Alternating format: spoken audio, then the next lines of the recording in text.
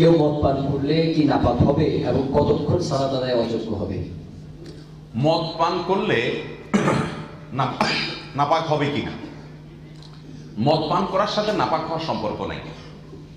আর মদ পান করার পর যদি তার সেন্স ঠিক থাকে তাহলে সালাত আদায় করতে পারবে, এমন কোনো সময়সীমা বলা হয়নি যে মদ পান করে এত সময় সালাত আদায় করবে না। তবে কোরআনে আল্লাহ বলেছেন লা তাকরাবুস সালাত ওয়া আনতুম সুকারা, তোমরা নেশাগ্রস্ত অবস্থায় সালাতে যেও না। এখানে কিন্তু আল্লাহ মদ পান করার কথা বলে বলছেন নেশাগ্রস্ত অবস্থায়।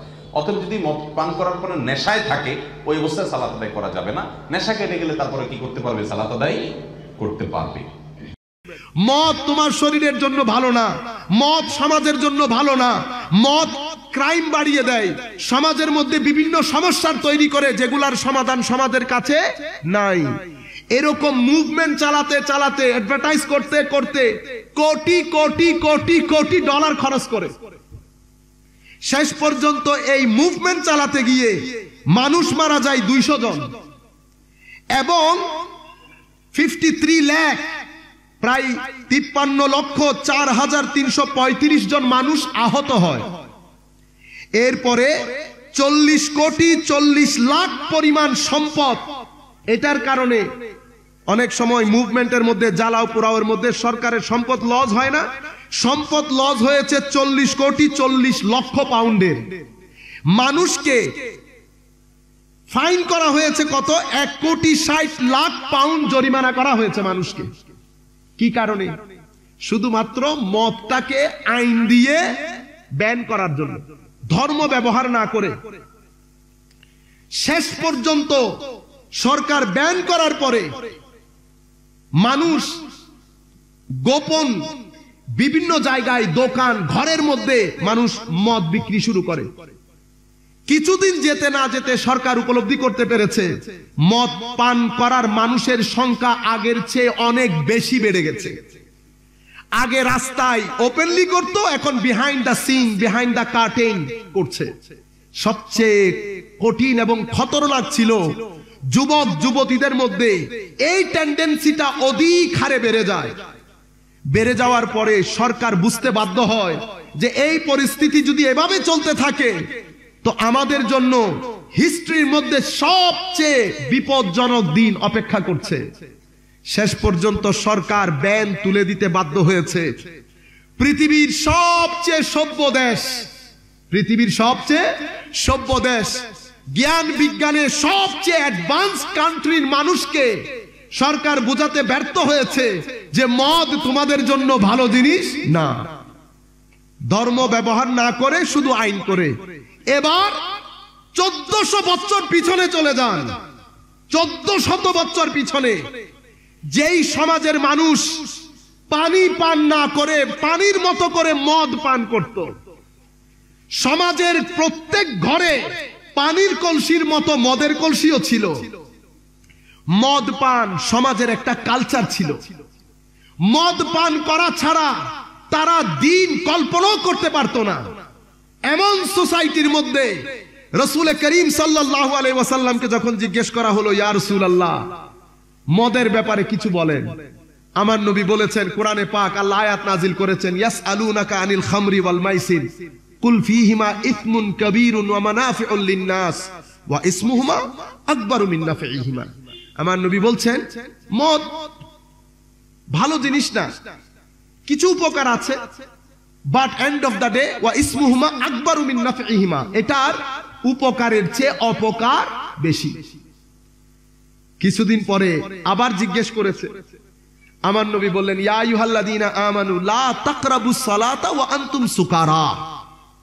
হে আমার সাহাবায়ে কেরাম, তোমরা নামাজ পড়তে গেলে মদ পান করে নামাজ পড়তে যেও না। স্টেজ বাই স্টেজ, কোনো টাকা পয়সার খরচ নাই, কোনো আইন, কোনো কানুন, কোনো কিছুই নাই। আমি আপনাদেরকে ধর্ম বাদ দিয়ে আইন করে পৃথিবীর সবচেয়ে সভ্য দেশের কাহিনী পড়ে শুনিয়েছি। আমি এখন 1400 বছর পূর্বে পৃথিবী সভ্য যারা অধিক আলোকিত, তারা যেটাকে ডার্ক এজ বলে, সে ডার্ক এজের কথা আপনাদেরকে শোনাচ্ছি। 3 নম্বরে আমার নবী ঘোষণা দিলেন, ইয়া আইয়ুহাল্লাযীনা আমানু ইন্নামাল খামরু ওয়াল মাইসিরু ওয়াল আজলামু ওয়াল আনসাবু রিজসুন মিন আমালিশ শাইতান ফাজতানিবু। হে মানুষ, মদ পান করা এটা শয়তানি কাজ। আজকে থেকে আমার সমাজে মদ পান হবে না। এই অ্যানাউন্সমেন্ট জাওয়ারদের, এই অ্যানাউন্সমেন্ট আয়াত নাজিল হয়েছে আমার নবী যেই সাহাবীর মাধ্যমে এই আইনগুলা সমাজের মধ্যে অ্যানাউন্স করাতেন। সাহাবী অ্যানাউন্স করার দের কিছু সাহাবীর মুখে, কিছু সাহাবীর হাতে রিওয়ায়াতের মধ্যে আসছে সেই দিন মদিনার জমিনের মধ্যে মদের খাল বিল নালার মধ্যে যেরকম পানি প্রবাহিত হয়, মদের প্রবাহ শুরু হয়েছে। যাদের হাতে ছিল হাত থেকে ফেলে দিয়েছে, যাদের মুখে ছিল মুখ থেকে ফেলে দিয়েছে, যারা সদ্য খেয়েছে তারা হাত ঢুকিয়ে বমি করে দিয়েছে। সেই তারিখ থেকে আজকের দিন পর্যন্ত উম্মতে মুসলিমা আমরা আজকের দিন পর্যন্ত ওয়েস্টার্ন কান্ট্রিতে যখন বিভিন্ন জায়গায় গাড়ি চালিয়ে যায়, পুলিশ গাড়ি দাঁড় করিয়ে ড্রাঙ্ক ড্রাইভিং কে অর্থাৎ মদ পান করে ড্রাইভ করে, এটার জন্য পুলিশ স্পেশাল একটা চেক করে। আজকের দিন পর্যন্ত আমার নবীর ডিক্লারেশনের পরে পুলিশ যখন গ্লাস নিচে নামাইলে মুসলমান দেখে you can go, you can go. আজকের দিন পর্যন্ত পুলিশ আমাদেরকে মদের কারণে চেক করে না। আমি আপনাদেরকে দুটি জিনিস দেখিয়েছি, একটা আইন করে, কারণ আপনি ধর্মকে ফেলে দিয়েছেন, শুধু আইনের মাধ্যমে চেষ্টা করেছেন। পৃথিবীর সবচেয়ে সভ্য দেশ, আর 1400 বছর আগে সিম্পলি আমার নবী বলে দিয়েছেন রিজসুন মিন আমালি শাইতান ফাজতানিবু। সেই যুগ থেকে এই যুগ, প্রাচ্য থেকে পাশ্চাত্য, মুসলমানেরা কি মদ্যপান করে না? করে, কিন্তু মুসলমান সমাজের মধ্যে ঘৃণার জিনিস। পার্সেন্টেজ হিসাব করলে 5%, কিন্তু আমি মুসলমানদের সমাজের মধ্যে এই জিনিসটাকে ভালো মনে করা হয়, যিনি পান করেন উনিও এটাকে ভালো মনে করেন না। রাসূল করিম সাল্লাল্লাহু আরেকটা জিনিস আপনাদেরকে एग्जांपल দেই। বিয়ে আমাদের সমাজের মধ্যে দিন আপনাকে কি বলেছে? ব্যবহার হয় নাই, হয়েছে।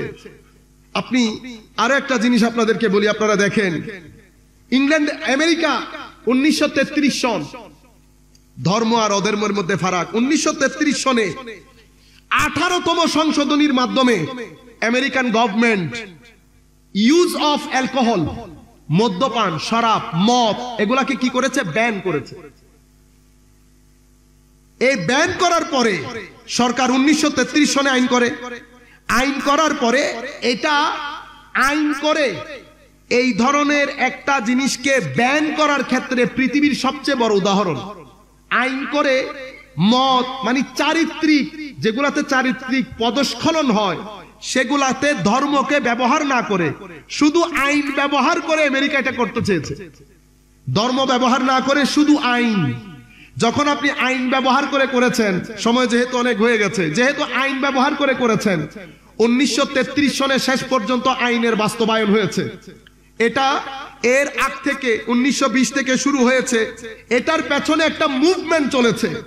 সরকার কোটি কোটি কোটি কোটি ডলার খরচ করেছে, ক্যাম্পেইন করেছে, মানুষের মধ্যে সচেতনতার তৈরি করেছে। শুধু কি মদ তোমার শরীরের জন্য ভালো জিনিস না। বড় দারুণ একটা বিষয়, আপনারা মনোযোগ দিয়ে শুনবেন।